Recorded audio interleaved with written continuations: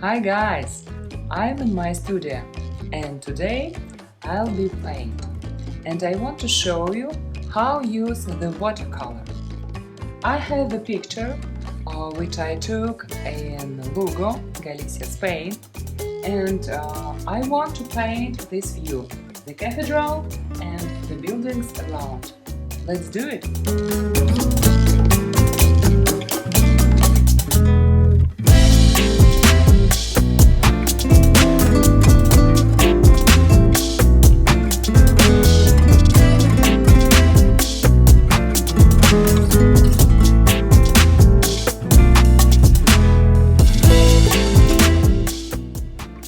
The most important step is make the sketch.